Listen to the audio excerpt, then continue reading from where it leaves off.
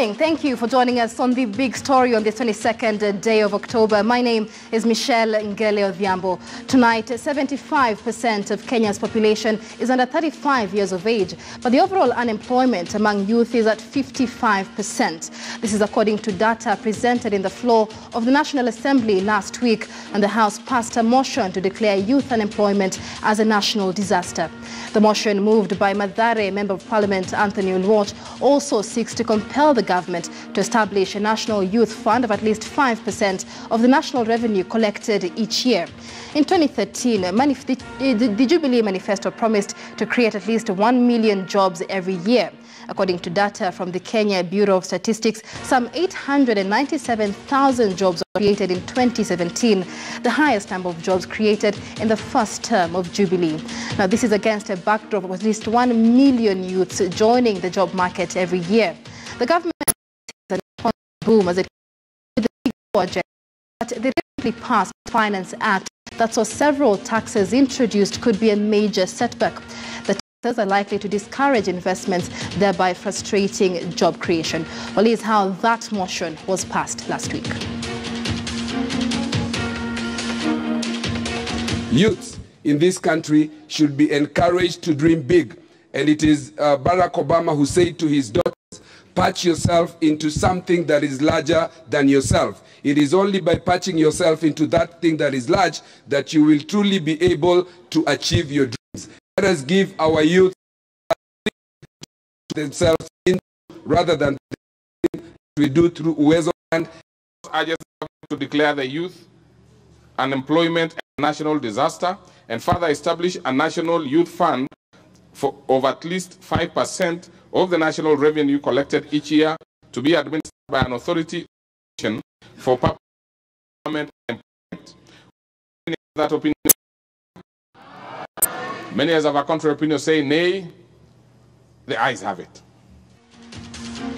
It is of conversation tonight on the show. I shall be speaking to the chairperson of the Youth Enterprise Development Fund, Ronald Osumba, who is live from our studios in Kisumu. We also have the chairperson of the Inter-County Youth Consultative Forum, Edwin Kegoli, who is live from our Eldred studios. And last but not least, governance expert Jabas Bigambo will be joining us here from Nairobi. But before I engage our super panel, our lead reporter, Sophia Onuna, went looking for the man behind the motion that seeks to have youth unemployment declared a national disaster, and she has found him. Sophia, good evening.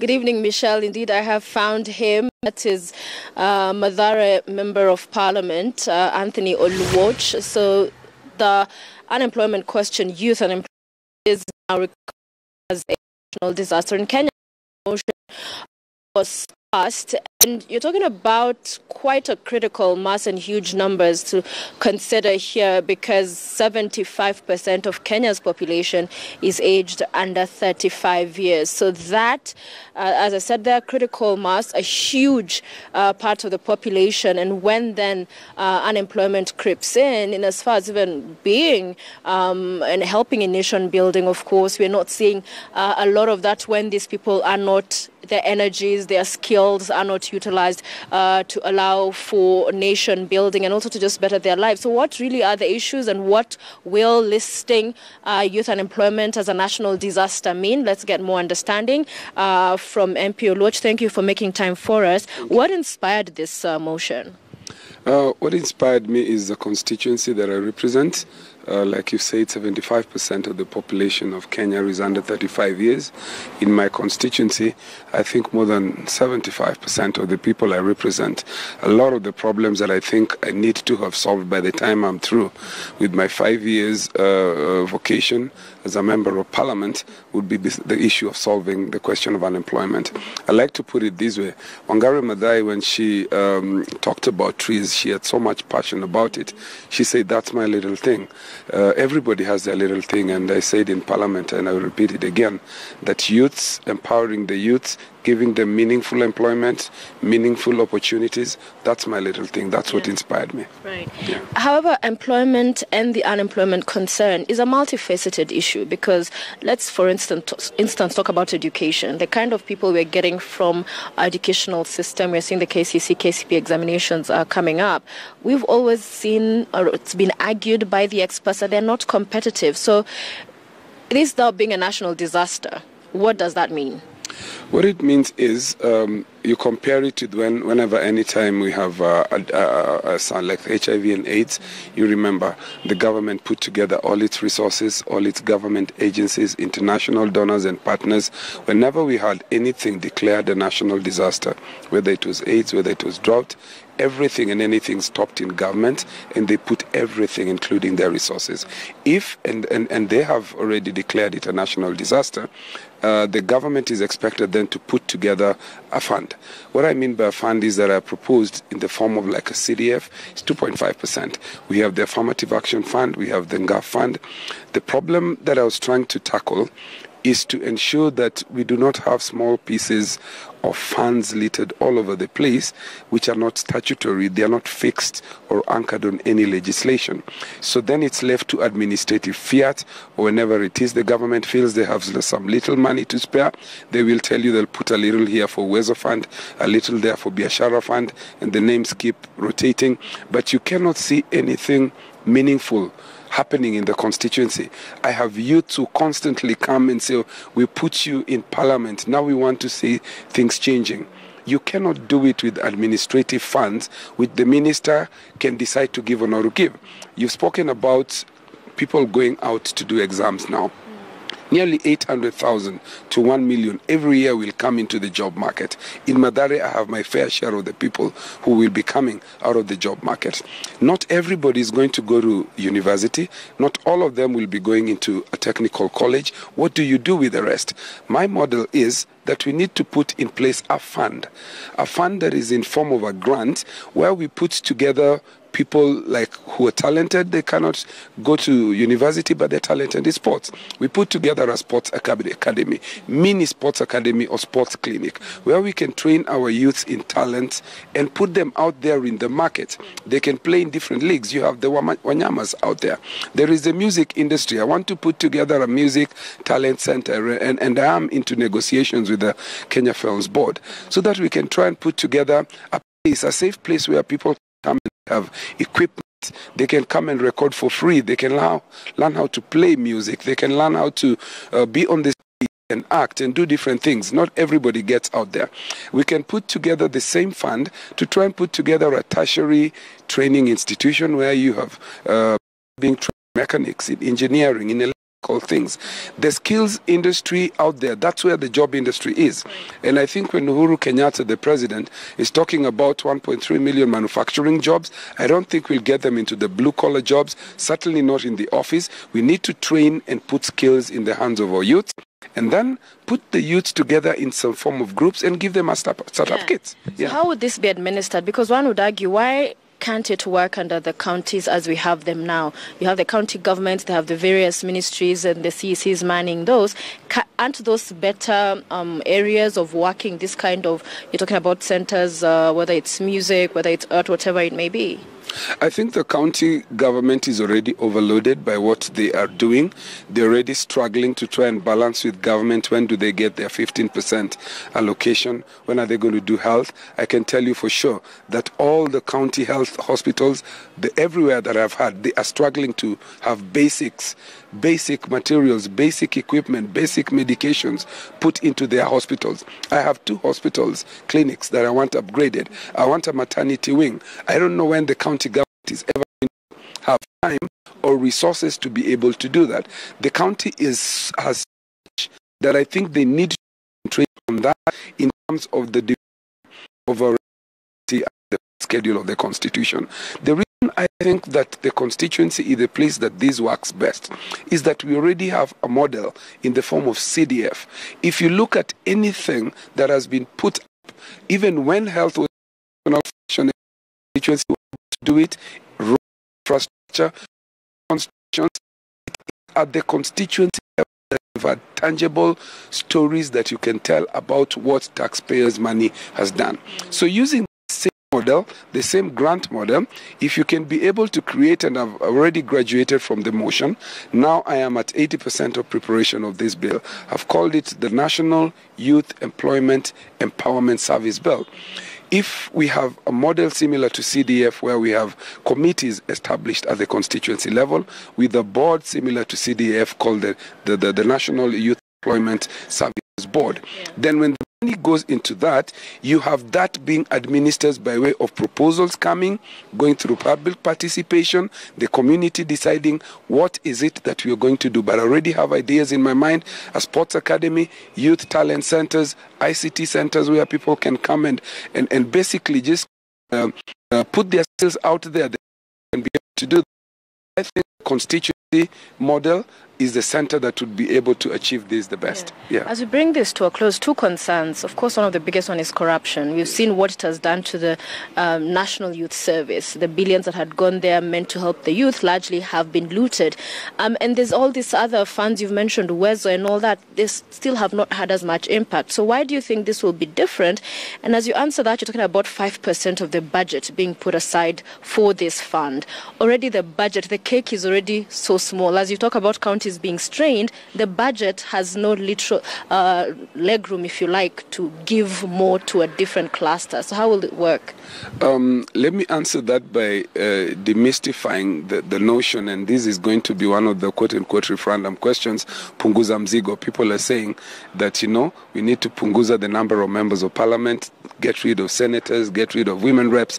I looked at some very good statistics and research, which shows that the government combined controls 83% of our budget.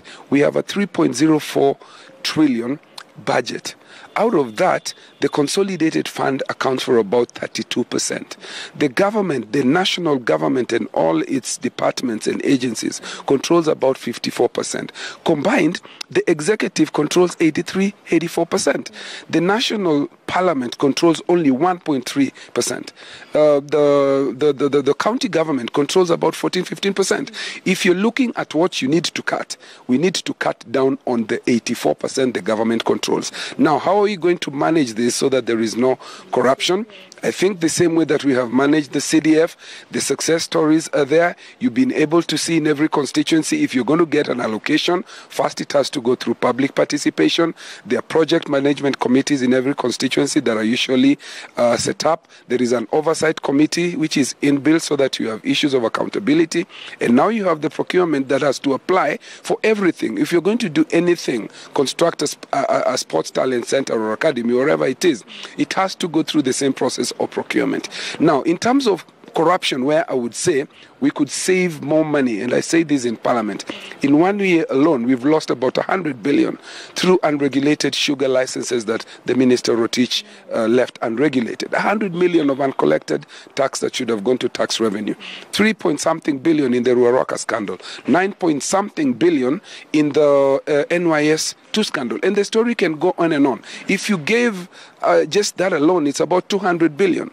200 billion, that's enough to build close to about 15 sports academies, put up 15 more polytechnics and skills acquisition centers, put for me some talent centers in Mathare constituency, and still have money to put into something else. So we lose a lot of money in corruption, and I understand that even as we set aside this fund in MACU, the 5% is a figure that was in the motion, but as the debate went on, members have benchmarked it and has persuaded me that 2.5% would be a good place to put it, so that other aspects of the budget can also be allowed to go on. Okay. So now it's about timelines. Motion has passed. What else will be coming soon? I have prepared a draft bill. The draft bill is 85% ready. The next stage in terms of procedure is for me to write to notify the Speaker and tell the Speaker that I have a bill and I require legal assistance and technical people to come in now and look at it, because I have drafted it. As a lawyer, of course, I have put in my skills as a lawyer and the small team that I had, but in terms of parliamentary expertise. They now need to look at it. After they have done that, it has to go through publication. If it is a money bill, they have to send it to budget, they have to talk to Treasury, they have to talk to other people, and then now it goes through the motion of first reading, second reading, and then the third reading, the normal stages. All right, thank you very much. Anthony Oluoch, Member of Parliament, Mathare. Michelle, talking to us more about what inspired this, how he sees this working out for the young people of Kenya as far as employment is concerned. Michelle. All right, many thanks, Sophia. I shall also be speaking to the chairperson of the Youth Enterprise Development Fund, Ronald Sumba, live from our Kisumu studio. Also with us is the Constituency Forum, Edwin Kegoli. He is live from our Eldred studios. And last but not least, here in our studios in Nairobi, governance expert Javas Bigambo. Gentlemen, many thanks for joining us on this short. Now, let me begin with you, Javas. 55% of the youth population in Kenya is unemployed. Is this a national disaster? Oh, the question of youth bulge is not a unique phenomenon to Kenya alone. It is a situation that is replicated across various African countries, actually across the entire continent. And the question of youth bulge arises when you find that a nation's population spanning more than 30% or 40% is of young people considered the youth. Here in Kenya, it is very clear that the question of how to manage the youth, their expectations, their anxieties, and their needs is something that government has for a couple of decades now been grappling with. But while there's been considerable efforts to set up, yes, various funds, yes, to come up with various proposals, I have brought myself to the admission that we haven't gotten the formula right of just how to handle the question of the youth bulge and just managing the youth expectations, interests, and goals in this country. Not yet. Let me bring you in, Osumba. Just also borrowing from what Mathare Member of Parliament Anthony Oluoch there has to say. Part of what they're asking for is to bring together the various youth funds under one account, the Biashara Kenya Fund. But many questions are being asked as to what led to the demise of the Youth Enterprise Development Fund, which you were involved with, the Uwezo Fund and the Women Enterprise Fund.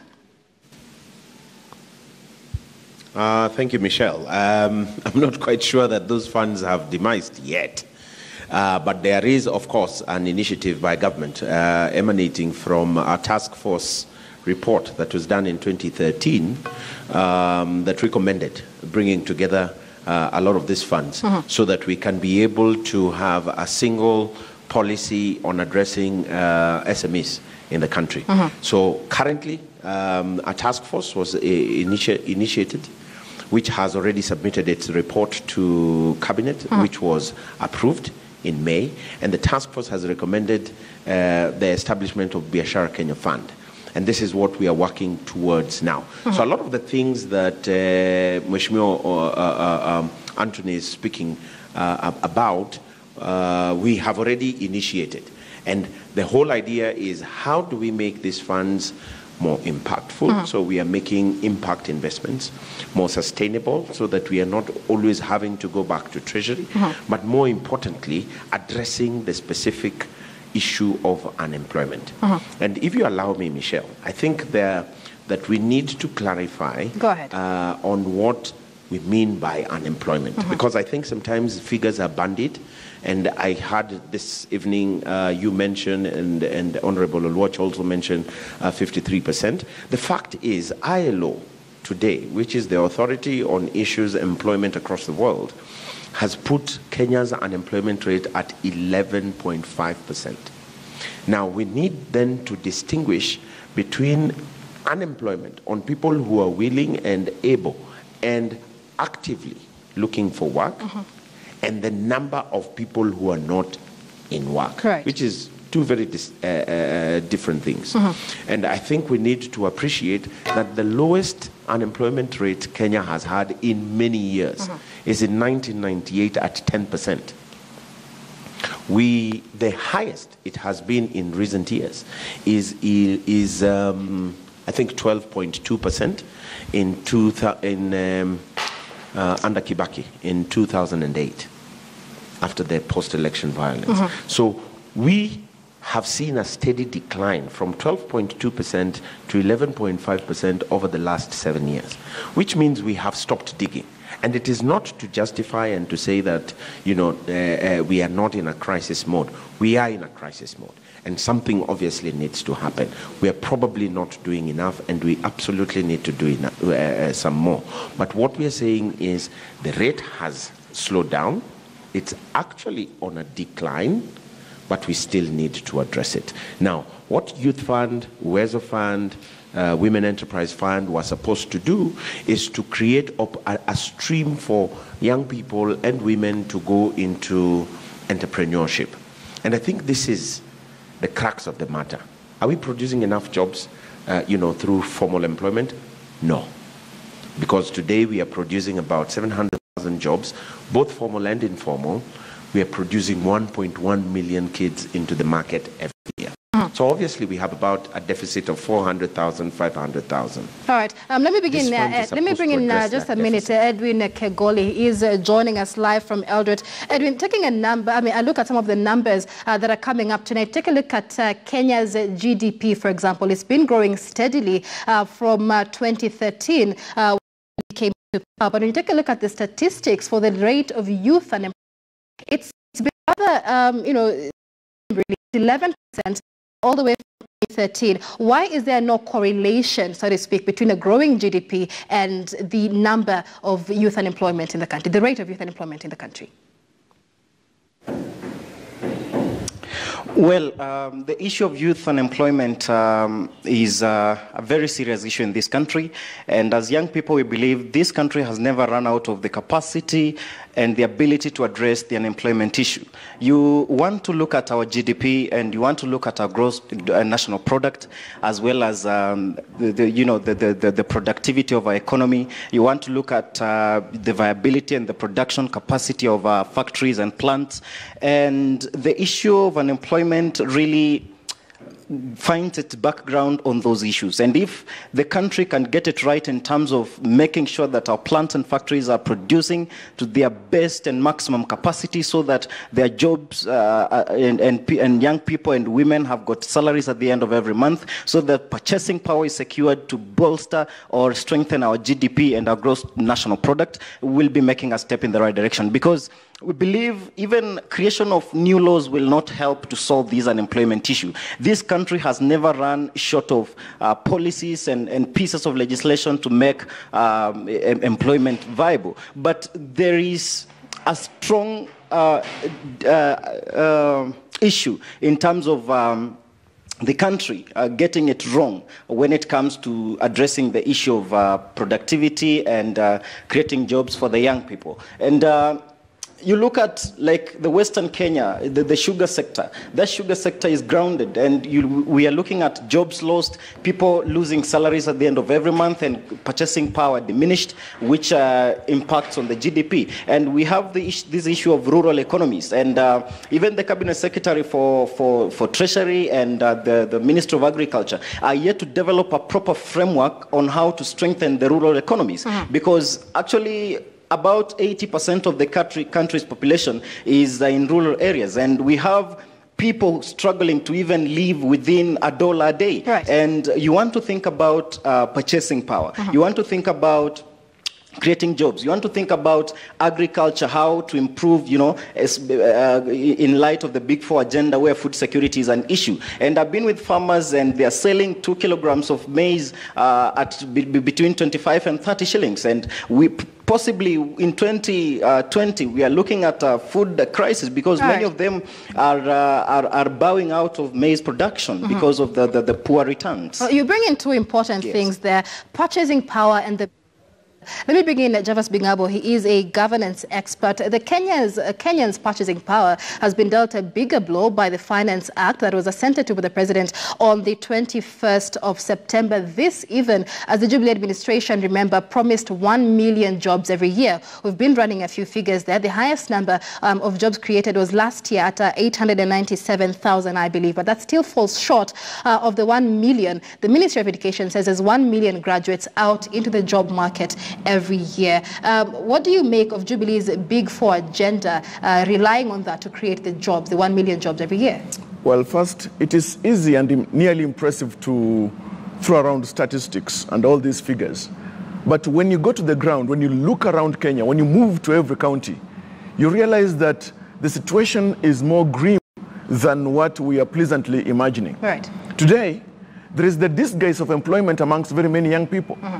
There are far too many young people who claim, or it can be claimed, are in employment, but even the job that they have can scarcely even meet their basic needs in a month. Right. And we cannot claim that now these young people are in gainful employment and that now we count them among the statistics of people who are in employment. The other thing is this. Look at how young people are struggling.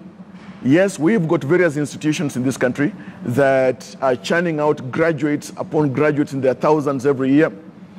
But it would be important for us to see how we can afford young people in this country with skills that can enable them to stand on their own feet and see how they can generate opportunity for themselves, even employment. Now, for example, look at TVETs in this country.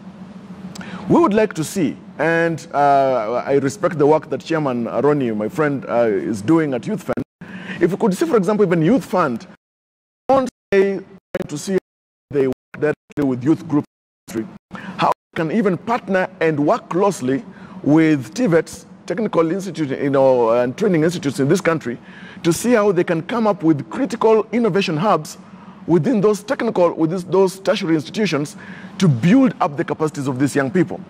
The other thing is this. Jubilee, in its manifesto, promised millions of jobs. Today, when you look at the situation in this country, too many companies are closing shop. Many are folding up. Too many young people are losing jobs. In fact, not just young people. Far too many people in this country are losing jobs. When we stick with the statistics that we are working with, yes, the unemployment rates gone down to now 11.5%. I mean, really, are you kidding me? When these companies are closing down, are these young people not losing jobs? And that's the reality of the situation in this country. Yes, ILO may give their figures, but when you look at the people in the coastal region, when you go to Western region and see many young people struggling just to survive, put food on the table, when the sugar industry, when the sugar sector is going down on its knees and the government is watching, many young people are losing jobs. And then when you also see that, for example, you go to a place like Webuye, the pan paper industry closed, many young people lost jobs. We cannot stick around with the statistics. Many young people are jobless in this country, and we need to rise up and see what we can do to bring solutions to the joblessness in this country among the youth. Solutions, because that was in 2016. More than 20 companies folded, some shipped out, and thousands of Kenyans lost their jobs. But experts initially had said what the need to do is infrastructure, therefore lower business costs, attract investors in the country. About that plan and the finance bill there, which is expected to, of course, increase taxes, discourage investors from investing in the country. How is this expected to work with the promise of delivering 1 million jobs every year? You see, the taxes have gone up. Business confidence in this country has gone down.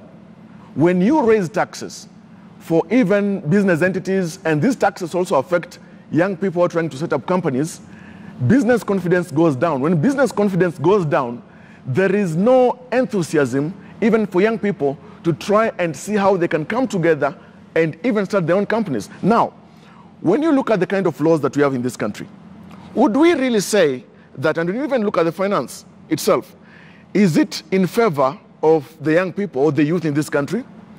I'm very shy to even bring myself close to an admission that it will work to help young people and the companies owned by young people to try and rise themselves from the ashes of apathy, poverty, anxiety, and despondency.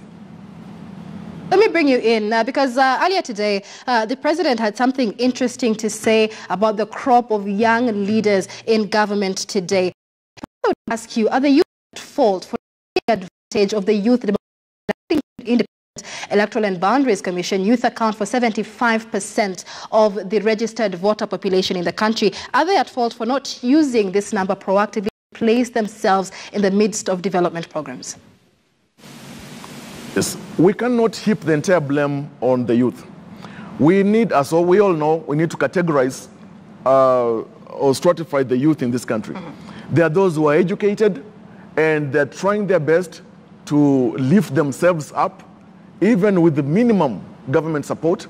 There are those who are least educated and least exposed, who surely and certainly need so much of institutional support from government itself and the private sector. And when you look, for instance, at the statistics or the figures that demonstrate when we look at the voters registered, that 75% of the registered voters are youth in this country, we know very well that there are too many tricks in the playbook, in the political playbook, that are used in the electioneering periods that hoodwink the young people in this country. And we cannot rise and say that we are blaming entirely the youth, much as we know that even politicians in this country today, seated in this chair, I know politicians who misguide the youth and exploit them for political expediency. Who voted for these politicians, Javas? That is a question. Are youth at fault for failing to vote for leaders of integrity to represent their ambitions in parliament? Let us go to operational definition of the term integrity itself. In fact, while I know that many young people, integrity is at issue with them, same as the leaders. Look, how many leaders, for example, in this country, can we say that they meet the threshold of integrity and that many young people in this country can look up to them and say, yes, behold, there is a leader here, male or female, that we look up to and that they are the standard gauge of integrity and that we aspire to be like them. All right. So they miss that. And in fact, of course, I know there's no yardstick